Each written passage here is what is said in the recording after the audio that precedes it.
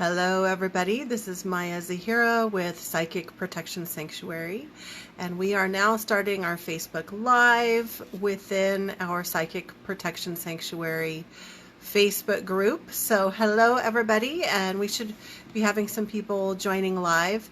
As always, the replay of this will also be posted on our YouTube channel, so hello to all of our YouTube subscribers, and if you haven't already subscribed, go to YouTube, type in Psychic Protection Sanctuary, and you'll find it on there. And be sure to also click the bell so you get a notification of when there is a new video.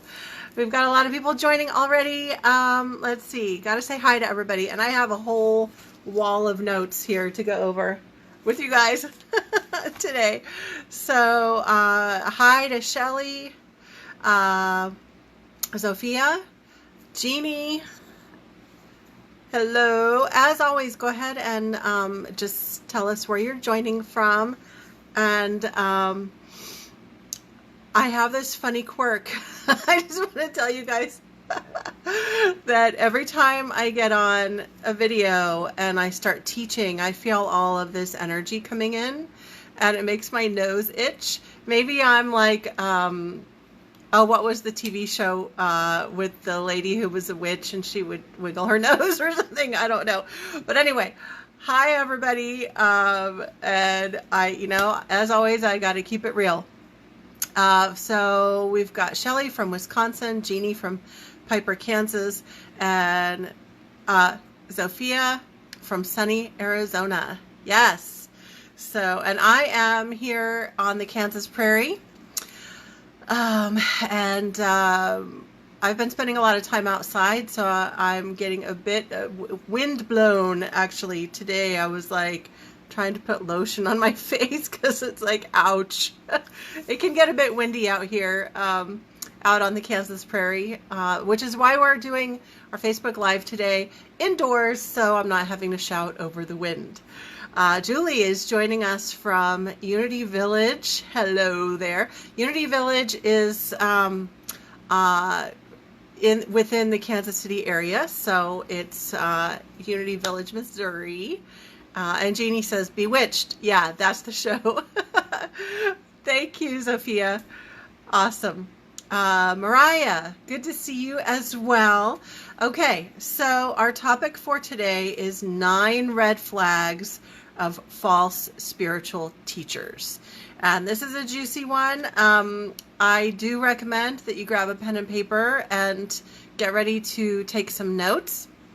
And before I go into our lesson for today, let me just give you a little quickie little advertisement on how you can get more information on what it is that I do. And if you'd like to work with me more deeply, then here are some ways that you can do it. And there are some things that, there are some offerings that are free and some that are paid. This is what I do full time for my livelihood. So if I were independently wealthy or, had like some benefactor, I would do it all for free. But that's not how the universe works for most of us. So some of my freebies, I've got my YouTube channel. There's tons and tons of stuff on there. Psychic Protection Sanctuary YouTube channel. And then there's a Facebook group, Psychic Protection Sanctuary Facebook group. That's also free. There's another one that's a bit softer. We don't get into the deeper spiritual warfare kinds of topics in my other group, which is Spiritual Empowerment Community. And that's more about just living a more empowered life. We do lots of cool stuff in there too. Spiritual Empowerment Community. And then you can go to my website, psychicprotectionsanctuary.com. And there's freebies on there too. And if you want to schedule a private session, you can do that on there. Those are paid. And then I have a 12-month online program that's very interactive that I invite you to check out. That is Spiritual Empowerment Academy. And lastly, here's my book, Darkness Disguised as Light. The Hidden Truth About Psychic Protection and the Illusion Matrix. And this is how and why I started doing the work that I do now. So now let's jump right into our stuff. Do grab a pen and paper. Okay, so I want to start off by explaining that our topic, 9 red flags of false spiritual teachers. I'm going to be talking about patterns. And this video is not in any way about any specific teacher. I'm not going to be like bitching about certain well-known teachers or not so well-known teachers or anything like that. That's, if you've been following me for a while, you know that's not how I roll anyway. It's about understanding, and it's about understanding patterns so that you can develop better discernment for yourself. I'm not creating this video for me. I'm creating it for you because, you know, I don't want to, I see people struggling to find the right teachers. You know, there's a million teachers out there in the world, and some of them are very beneficial.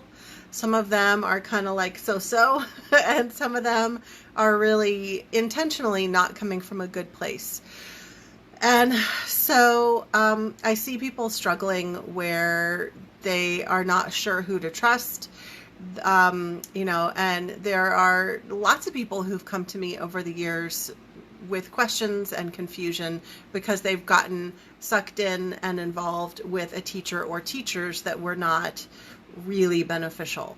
And I've had some of my own experiences in the past as well. And that's from all of that, I've made all of these observations. So these observations, these patterns that I'm going to talk about are from my own firsthand experiences, also from working with clients and observing the experiences that they've had, and also observing situations in my own community and the communities of many of my colleagues. So these are pretty common patterns. These are red flags that you will want to watch out for so that you can avoid working with those kinds of people. Now, I kind of hemmed and hawed a little bit when I was writing the title, 9 Red Flags of False Spiritual Teachers. False spiritual teachers implies that they're like intentionally 100% totally not even a genuine teacher. They're completely, you know, it's a complete facade and they're completely false. But as with anything in the world, a lot of things are not always so black and white. So some of the patterns that I'm going to talk about might fit in with you know, the many teachers out there that maybe I wouldn't call them a false teacher, but that they're really doing some things, maybe unintentionally, that are harmful to their students and to the people around them. So sometimes there are spiritual teachers that just haven't done enough of their personal work to, and so things are really messy. And so I would call those teachers perhaps non-beneficial teachers rather than false spiritual teachers. But really the point is you want to be able to discern who is the right fit for you and who isn't, rather than pigeonholing and, you know, like labeling that person is false and that person isn't. Life isn't that black and white. But with that being said, I can tell you that there are definitely false spiritual teachers on the planet who are intentionally, they don't even believe the things that they're teaching. It's all about manipulation and power and control. So let's start off by talking about the why, and then we'll get into our 9 things. And as usual, I have so much stuff I want to talk about, so many points, so pardon me for looking at my notes. So the why would there, what would motivate someone to be a false spiritual teacher in the first place? And they might be aware of these whys, or unaware and just not really that evolved enough to even be self-aware of these things. But why? For their personal power. It gives them a feeling of personal power. Ego. For the money. for sex, because there are tons of spiritual teachers out there who their whole MO is to gather followers that they can then have a good choice of targets, whether it's a male teacher, a female teacher, doesn't matter. Whatever their sexual preference happens to be, they will target people of that gender, and then they have a whole choice of people they can manipulate into sexual relationships. Also, another why could be that they are acting out their own unhealed shadow. So they're just not a very self-aware person.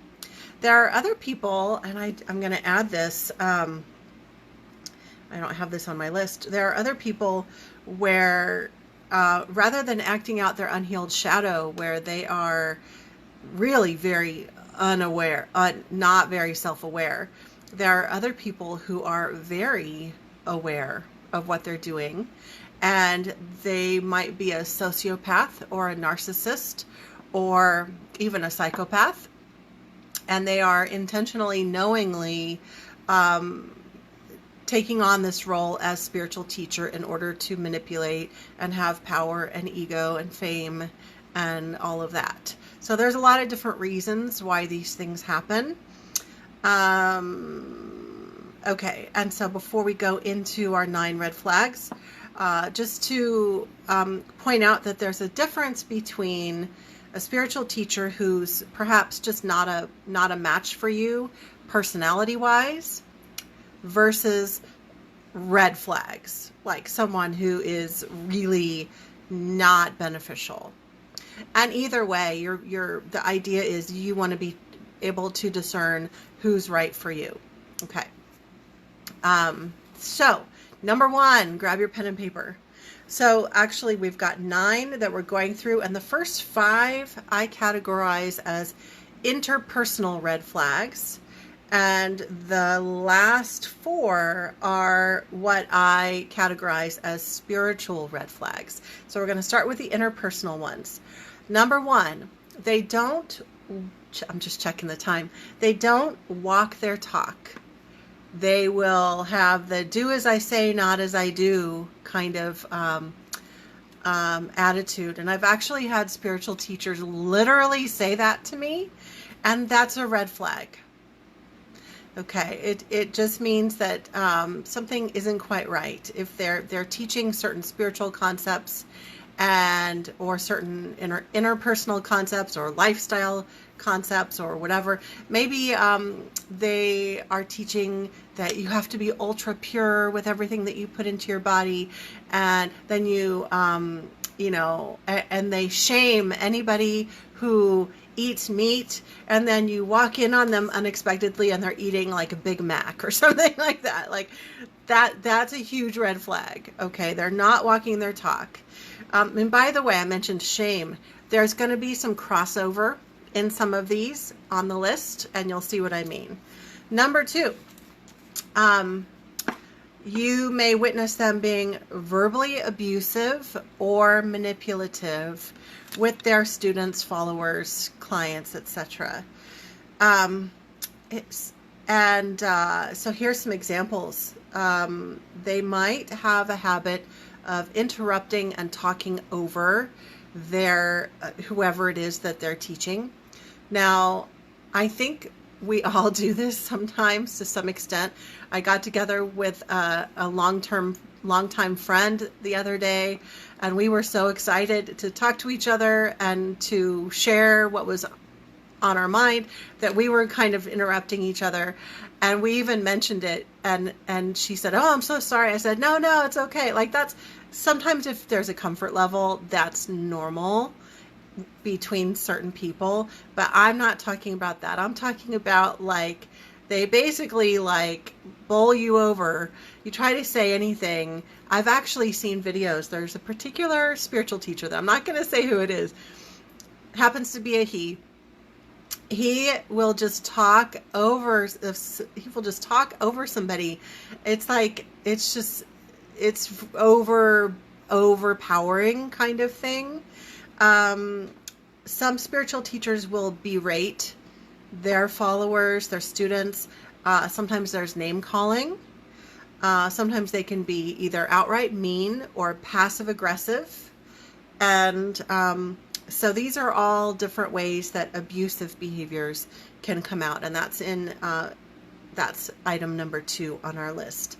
Abusive or manipulative. So then we get into like the sociopathic, narcissist, psychopathic kind of personality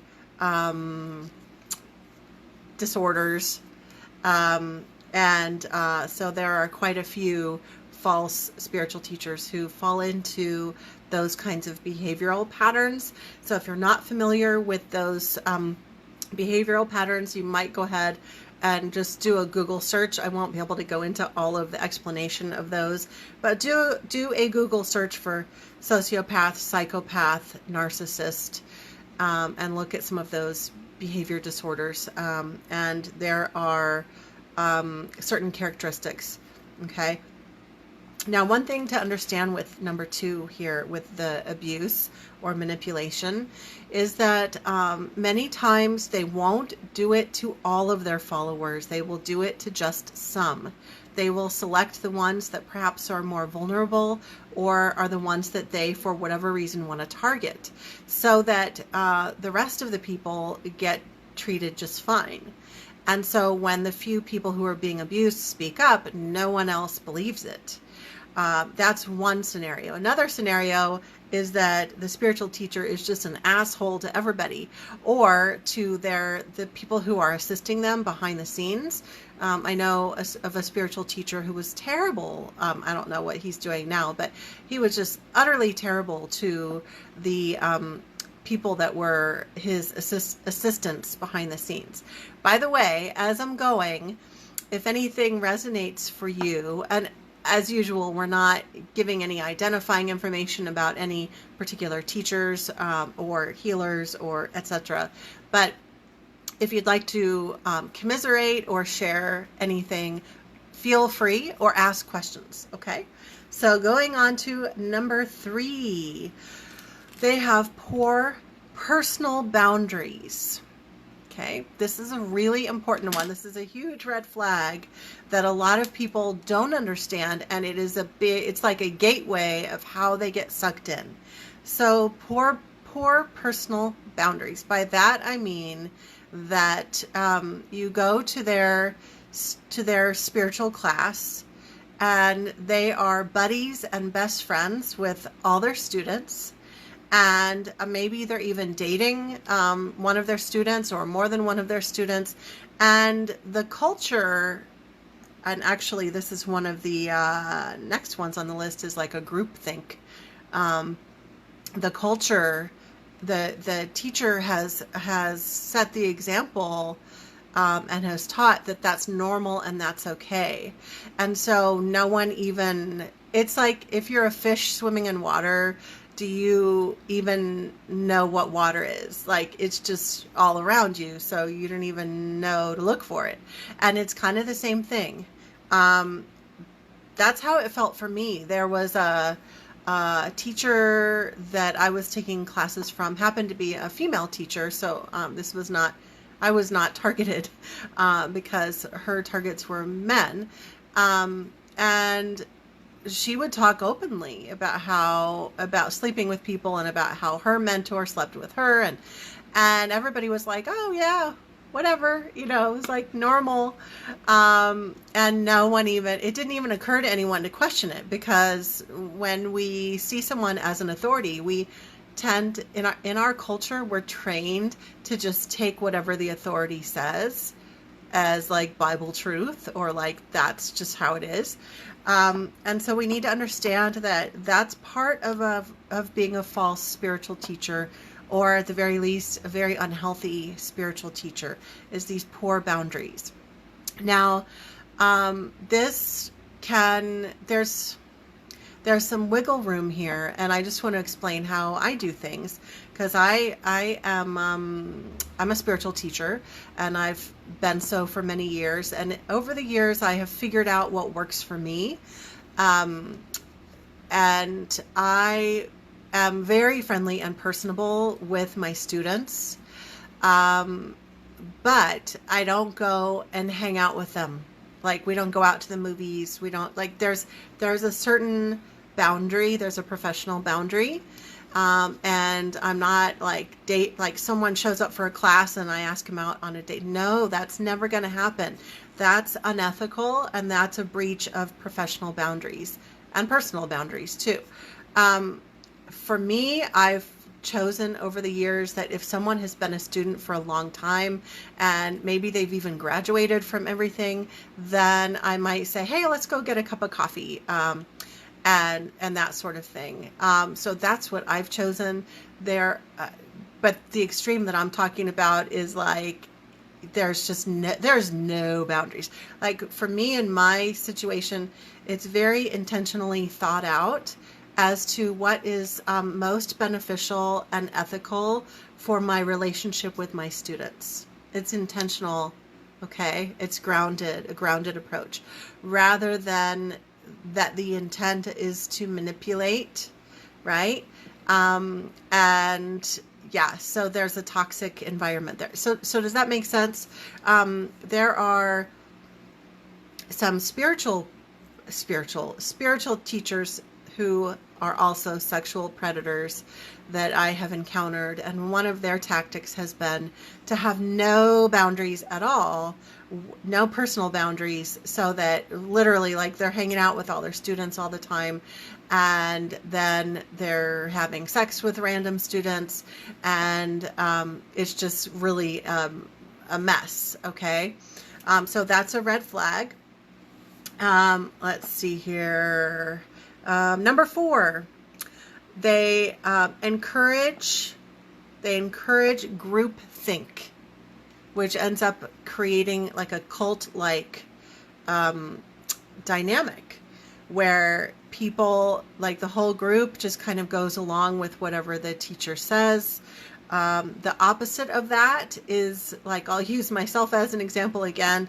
I encourage and applaud my students to think for themselves and question everything. Like, I'm not going to be offended. I'm not going to shame someone for asking questions. But a false spiritual teacher, if someone starts to think independently or question something or think outside the box, the false spiritual teacher is going to shun and shame that person, and even encourage the other members to shun and shame that person as well. Okay. Number 5, the false spiritual teacher will often be projecting their own garbage onto other people. So the false spiritual teacher, so this is number 5, they are either, they're very unaware, they're not self-aware, so they don't even know what their unhealed shadow stuff is, and they're just projectile vomiting it out into their group, and it's creating like a whole mess of drama. Or they are aware, fully aware of their inner shadow, and they are a sociopath or psychopath, etc., and they're intentionally just spewing their stuff out onto other people. So again, we want to be discerning that everybody's working on their shadow stuff.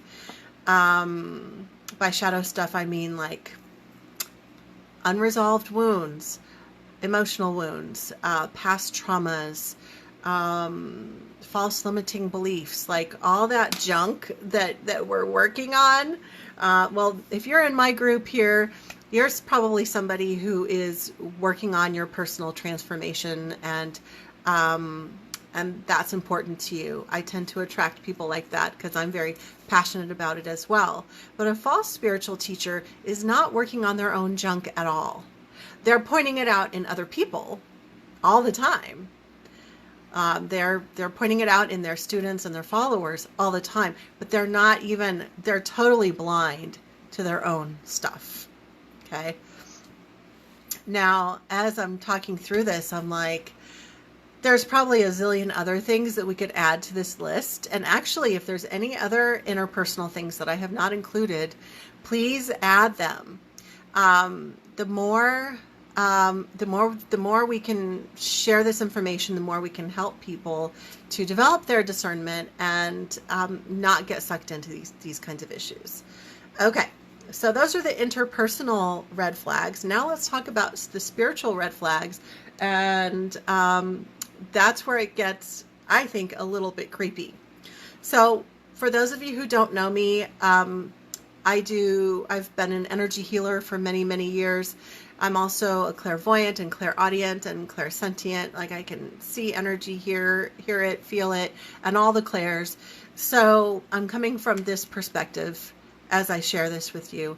And my specialty is helping people who are experiencing unwanted, negative spiritual interference. Okay, so with my psychic skills and my knowledge, I see people that are dealing with spiritual teachers that not only have these interpersonal problems, but I see really kind of creepy spiritual stuff happening too. Okay, so just prefacing that, because some of this stuff is a little weird if you're new to my work. Okay, so let's see, we're at number 6. All right, so number 6 is not too weird. Number 6 is kind of a combination of interpersonal and spiritual together. And number 6 is spiritual bypassing. They do it and they teach it. So I could do a whole video on spiritual bypassing, and I already have. It's been a few years, but I should do another one. But anyway, spiritual bypassing is the practice of using spiritual concepts, philosophies, ideas, platitudes, practices, etc., to avoid the authentic human experience. Okay, so spiritual bypassing would be like using techniques and practices to check out, to numb yourself, to avoid. It's an avoidance strategy. So there are a lot of practices and philosophies and ideas that are actually very valid and that are good in and of themselves, but when they are overutilized or overapplied or applied in distorted ways, then they can become problematic, and then they would be considered spiritual bypassing. So an example of spiritual bypassing is the what I call the false positivity movement, where let's say you're working with a spiritual teacher and they ask you how you're doing, and you say, oh, I'm not feeling well today, or oh, I'm a little bit down, or whatever. And then now again, we're gonna combine some things on the list. They're gonna shame you. So there's some shaming happening from number 2 on our list. But then they're going to incorporate spiritual bypassing. They're going to say, cancel, clear, delete. You're not supposed to say anything negative, because if you say anything negative, it causes it to increase in your life. So that's an example of spiritual bypassing. Rather than that teacher being able to be present and grounded and there, holding space with that person, there's immediate spiritual bypassing. That spiritual teacher doesn't feel comfortable with holding space with someone's pain, and so they need to shame them for it. Now, I just want to say, like right now, spiritual bypassing, spirituality is really popular. And although people are finally starting to wake up, but I would say that right now, and this is 2019, the second half of 2019 right now, at this point, those kinds of practices like meditating for hours and hours so that you can check out and go out into spend your time out in outer space rather than embodying your body, and the false positivity, shaming about anything negative in your life, all of that, those are very popular in New Age and alternative spirituality. and but people are starting to wake up. So there are a lot of very well-meaning spiritual teachers out there that do and teach a ton of spiritual bypassing, because they just don't know any better. They haven't figured it out yet. So that's one of those that it could be a red flag, or it could just be an indicator that that person maybe isn't the right fit for you, and you would prefer to work with someone who has a more grounded approach. So that's number 6, spiritual bypassing. They do it, they teach it in their philosophies, and they encourage their students to do it as well. And then if you don't, then you're shamed and shunned. Number 7, here's where we get into the creepy stuff, you guys. Number 7 is brainwashing. There are so those spiritual teachers that are definitely false spiritual teachers, they are intentionally causing harm, okay? They will often have techniques of brainwashing their followers. Now, your mind might be thinking of, like, you know, drinking the Kool-Aid and stuff like that, but the brainwashing is a lot more common than you might imagine. And it's actually utilized quite a lot with some even world-renowned, beloved spiritual teachers.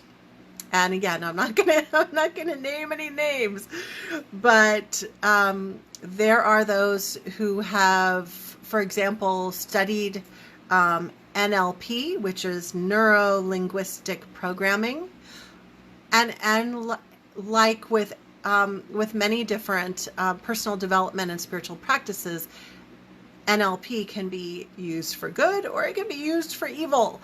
And there are spiritual teachers out there who use NLP as in a similar way to how a salesperson would use it in order to manipulate the person to... Somebody was giving me an example earlier today, like if a person was trying to sell you a car, and there's a certain way that they lead the conversation, that the point being that it's to manipulate you to take the action that they want you to take, okay? And there are people who study this technique. They in fact, I was doing some research for today's class, and one of the websites claimed that it's an ethical way of guiding a conversation in the direction that you want. And I was like, ethical? That seems manipulative to me. So yeah, so there are various different mind control techniques or manipulation techniques. Another example, aside from the misuse of NLP techniques, and I say misuse because I'm sure there are people, maybe there's people who watch this video right now who use NLP and it has been helpful for you. I'm talking about a misuse of NLP or an unethical use of it. But aside from using NLP, there's also a very, very common approach. This is still number 7 with brainwashing. The approach is to create some kind of an activity or a practice or whatever, whether it's some kind of like sound healing or chanting or fasting, or and all of those can be good things, right? All of those can be fine, but the teacher is intentionally using those practices to get all the person or the whole group, whether it's an individual or group activity, to get all of them into either a blissed out state, an altered state, or just exhausted. Maybe they've been fasting for a long time, or they're having them go without sleep or what have you. So they get them so that they are mentally, emotionally, and energetically, vibrationally vulnerable. And that is when they hone in and do their manipulations. Okay, so that's very common, very common. So they will get their followers into a dissociative blissed out state or some other vulnerable state, and that's when they hone in. Okay, so I'm lumping that into the brainwashing slash intentional manipulation. Okay, so that's number 7. Where are we on my list? Number 8, poor spiritual boundaries. So we talked about poor personal boundaries and poor professional boundaries. But by poor spiritual boundaries, I mean that they will do practices like encouraging you to combine your energy with theirs. So they'll say, oh, let's do this practice together. And they will sit down and you'll do eye gazing, which is where you stare lovingly into each other's eyes. And then they say, let's do this breathing technique where we're combining and we're activating our Kundalini energy. And I breathe in and send you my energy. And then you breathe in my, there's all these different, very wonderful spiritual practices, some of which are drawn from Tantra, which can be really wonderful practices if utilized within the right context. For example, within a consensual relationship that's not between teacher and student, but two consenting adults. Those practices can be really wonderful, heart-connecting kinds of things. I had a spiritual teacher who attempted to connect our heart chakras without asking my consent. And that really pissed me off. I don't feel this person is like to the point of being a false spiritual teacher, but I felt like that was not very ethical, and it was misguided, and I did not appreciate it at all. And so anytime they try to combine their energy with yours, or they try to access your energy without your consent. Let's say they call you up or you see them and they say, oh, hey, I checked on your energy yesterday and this, that, and the other. Well, you didn't give your consent. That is a lack of spiritual boundaries. There's another example that I've seen a lot, and for some reason, I've seen it with dark shamanic practitioners, where they will astral travel and visit their targeted student / follower at night when they're sleeping and do various things. And the thing is sometimes it'll be with consent, and sometimes, so all of this that I'm describing here, sometimes will be with or without your consent. But the thing is sometimes they will try to get your consent, because then that sort of like makes it okay, or that they can manipulate later and say, well, you gave your consent. The thing is that they should not be combining their energy with yours. They should not be messing with you in that way. And if they're trying to get you to give your consent, a lot of times they're depending on people just not knowing any better. And because in general, in the spiritual community, boundaries and discernment are not really encouraged. They're kind of discouraged, actually. So a lot of spiritual seekers they'll just agree. And in our society in general, like I mentioned before, we've been trained since we were little to just do whatever the authority figure says. So if they say, well, it's in your best interest to, for us to exchange energy, or for me to, connect with your astral body or whatever, then a lot of spiritual seekers will be like, okay, they just don't know any better. And along with the poor spiritual boundaries, that combines with poor personal boundaries as well, because there are a lot of false spiritual teachers who will say, this is so common, oh my God, they will say, well, your sacral chakra, that's in the area of your sex organs. Your sacral chakra is blocked, and the only way to clear it is to have sex with me.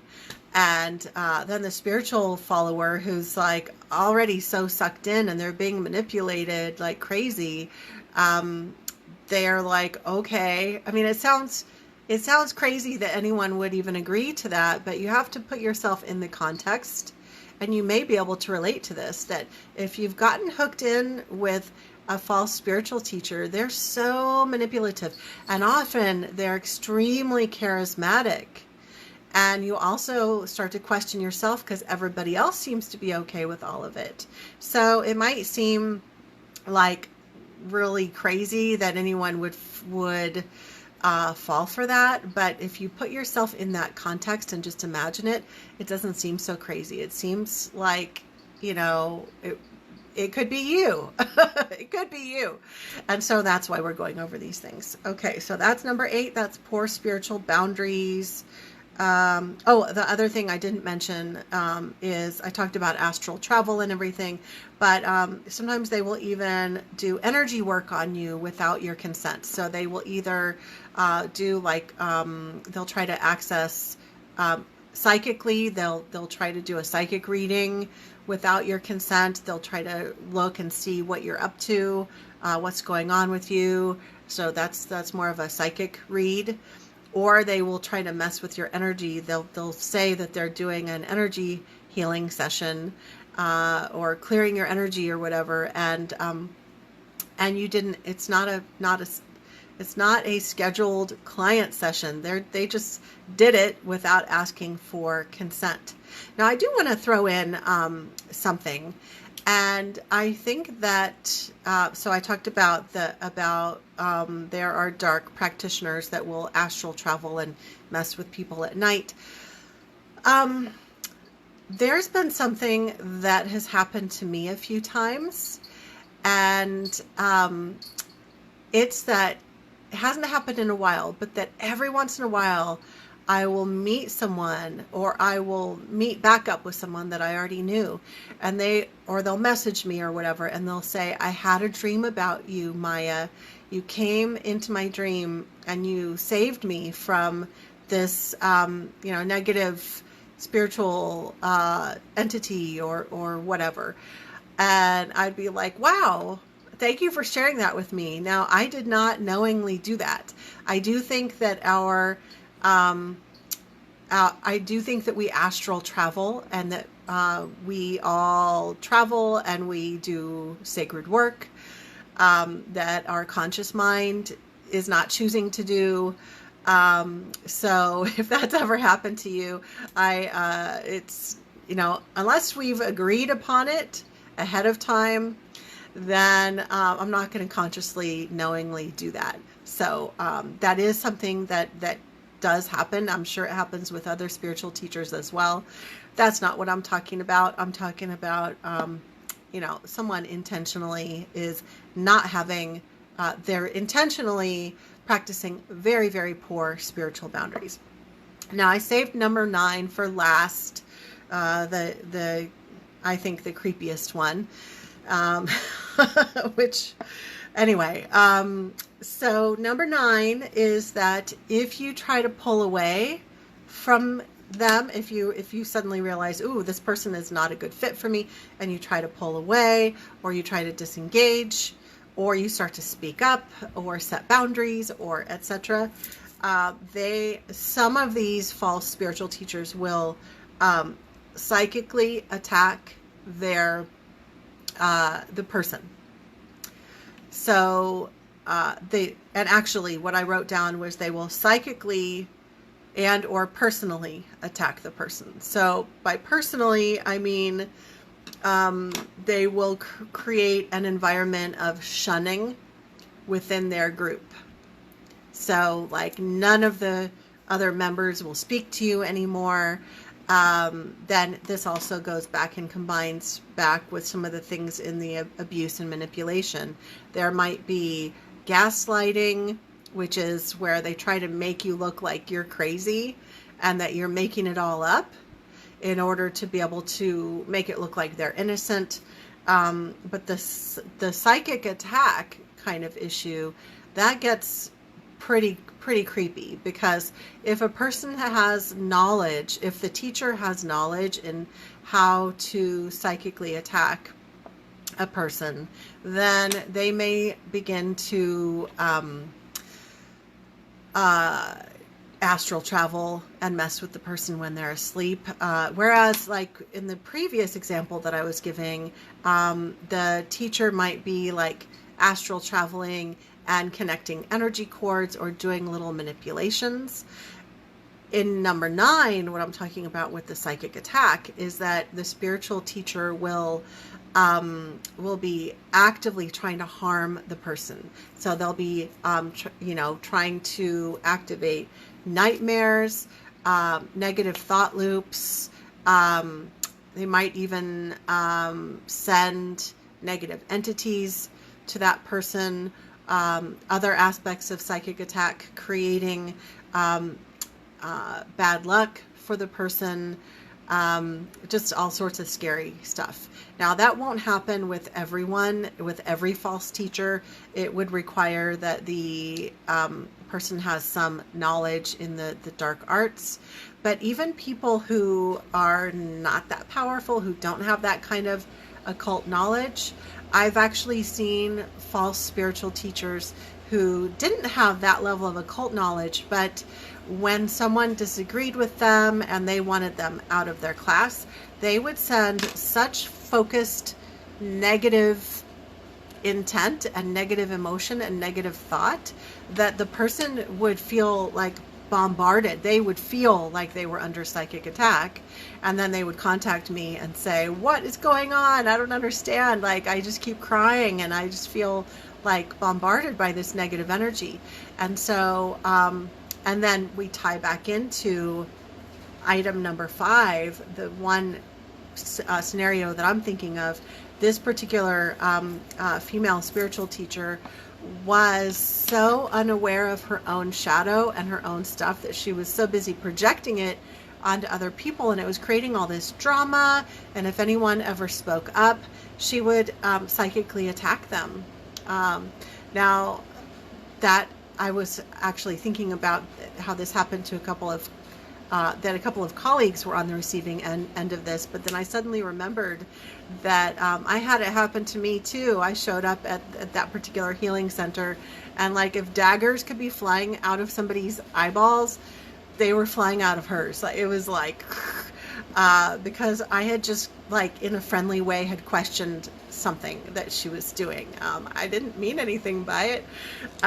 So that's an example of psychic attack, right? And then in that particular example, it was someone who was just unaware of their own shadow aspect, and they were just spewing it onto other people. So as you can see, a lot of these items kind of cross each other. Let me think. Okay, so we've got all 9 items. Do you have any questions? I have a few other things here. Okay, so as I look to see if we have any, as I wait for questions, I had a couple of other things written down. These are just tips on staying in a safe, grounded energy as you move forward and using your discernment. So number 1 is be aware of a tendency that you may have to abdicate your power, to give your power away, to look towards authority figures for the answers. Okay, we don't know everything, so like, that's what teachers are for. We can go connect with someone for guidance.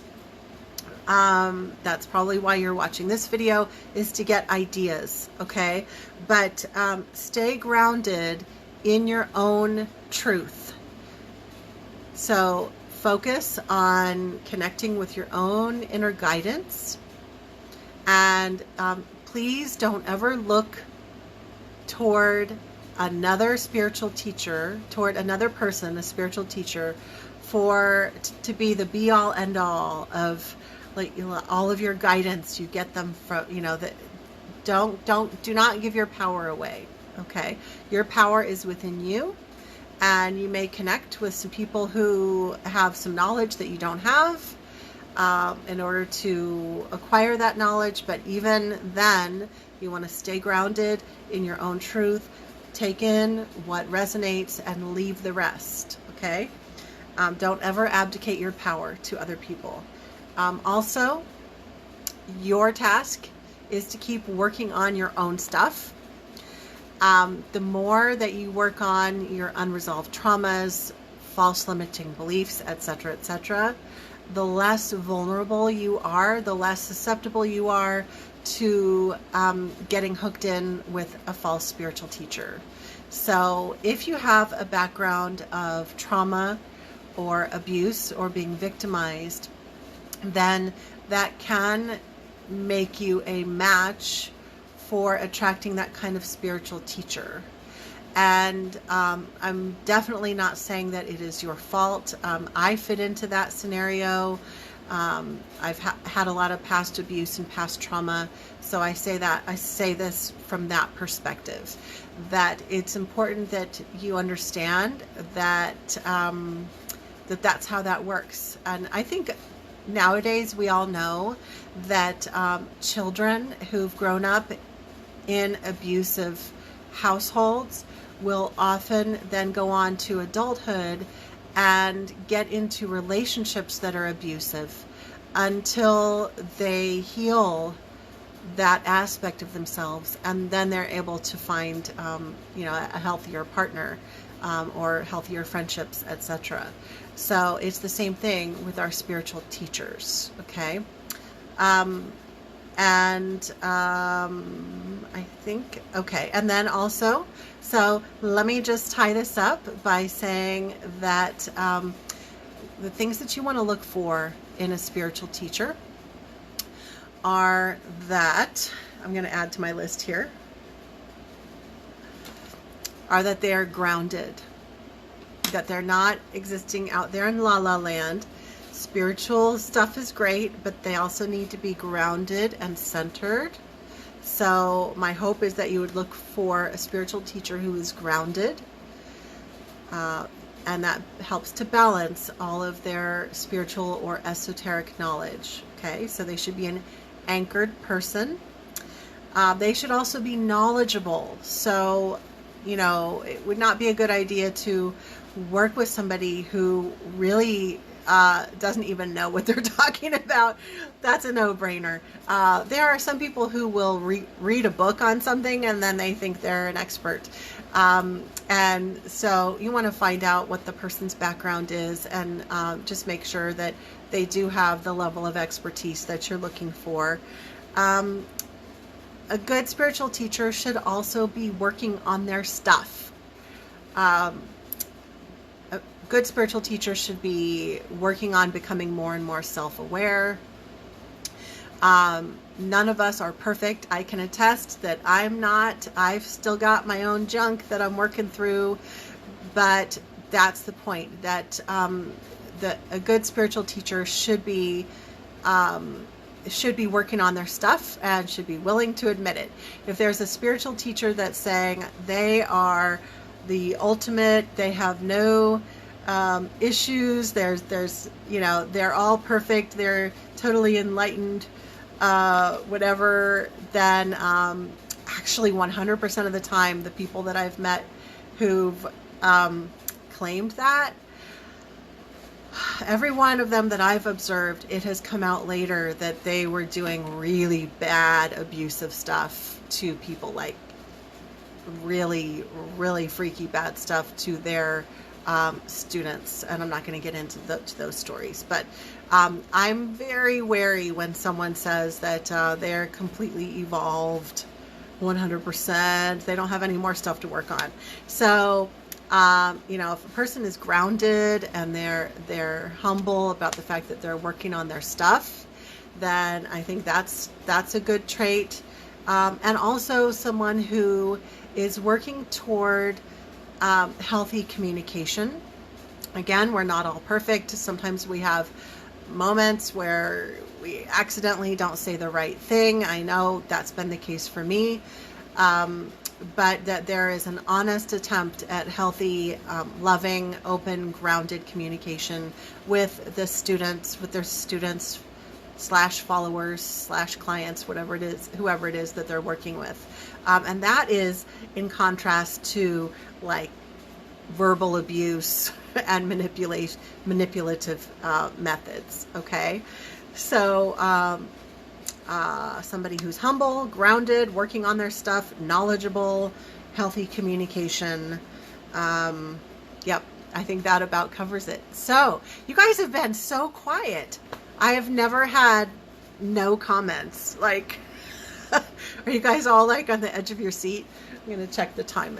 It's the top of the hour. I'm teaching a class for my one of my paid programs here in just a little bit. So I'm going to wait and see if you have any other questions here. And while we tie things up, just a reminder that that if you want to go deeper, you can go to my website, psychicprotectionsanctuary.com, and there's a 12-month program under events and classes, and it's the Spiritual Empowerment Academy. And we cover all sorts of stuff from psychic development, psychic protection, how to manage your energy, all personal transformation.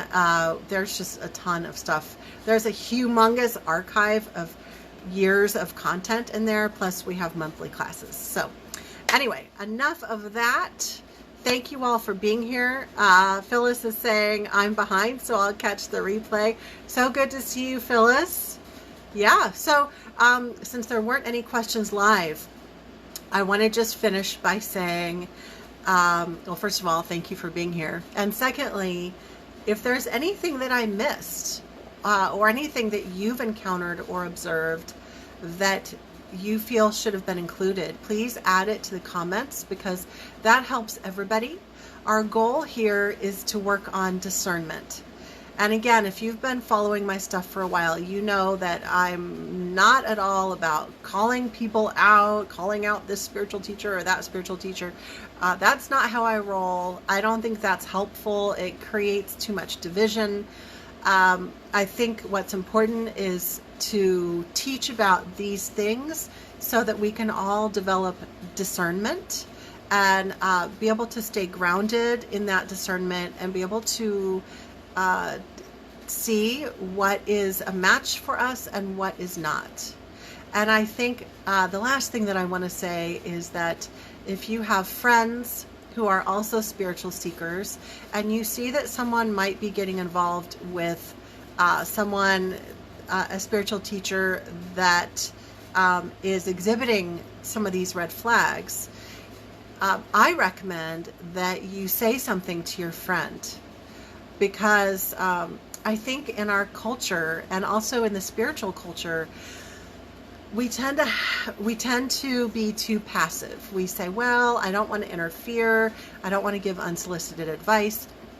But there are ways to approach it where you're not being overbearing, and you can just say it in a caring way and say, hey, maybe you could even just mention my video, or if that helps take the pressure off. And you can say, hey, I saw this video by this lady and she said these red flags, and I noticed that this teacher is doing this, and so I'm concerned, and I just wanted to point this out. And then they can choose what they want to do with that information.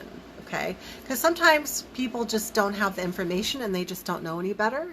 Those of you who are watching this who have had to get yourselves out of abusive relationships with spiritual teachers, some of you have told me privately that you wish that someone would have told you, because that after the fact people would say, well, I knew about this and that, but I didn't want to interfere, or I didn't want to come off as negative, or I didn't want to get involved.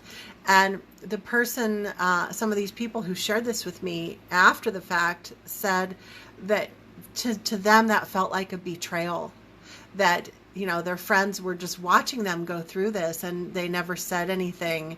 And then they had to go through these horrible experiences and then by themselves extract themselves from that abusive relationship. And, you know, their friends would tell them later after the fact.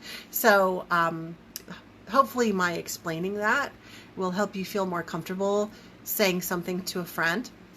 And then also, if you are a spiritual teacher yourself, then I encourage you to use your discernment and figure out if you have a student who says that they're going to a spiritual teacher that perhaps you feel exhibits a lot of red flags.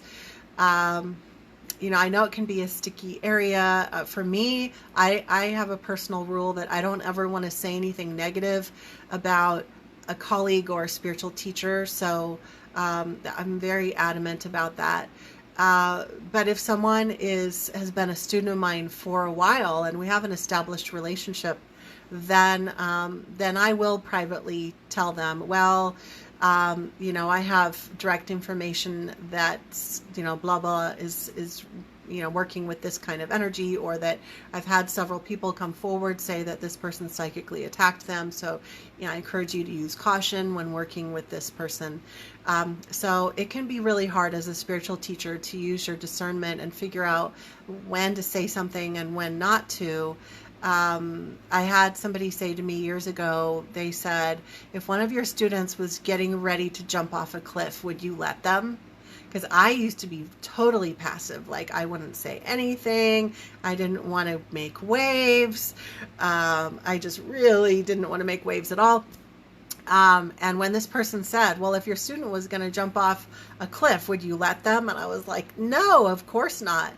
And she said, well, if you have more information, like you're more knowledgeable, and in my case, I'm able to see energy and feel energy. And she said, in your situation, you have more information than they do. And and some of them are just beginner students. They don't know. And it's your responsibility to tell them.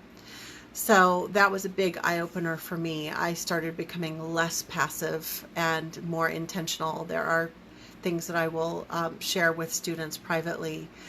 And it's tough. It's on a case-by-case basis because I also have the professional, my professional ethics that I don't want to say anything negative about any colleague ever.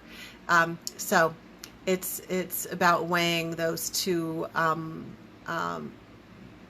things that are both about staying in integrity. So we've got some comments coming in. I just went on my soapbox for a little while. Shelley says, I have been lucky with the people helping me. I am finding people in my life have some of these traits. Yeah. Interesting. So Erica says, hello from Indiana. Hello, Erica. And Shelley says, especially the psychic attacks, but I don't think they realize they can do this. Yeah, I've had people in my life who got real angry and they sent some really negative vibes, and they didn't, I don't think they realized how powerful they were. That can definitely be true with some people. So it is time to go now, but I hope you all have a great evening, and don't be shy at all about sharing anything that I may have left out. I may or may not turn this into a blog article or something in writing. And so if there's anything that I left out, now is a good time to tell me, and then I can make sure to include it in my written list. Okay? All right. So thank you all for joining me, and it's been a pleasure, and I will see you all next time. Sending you all my love.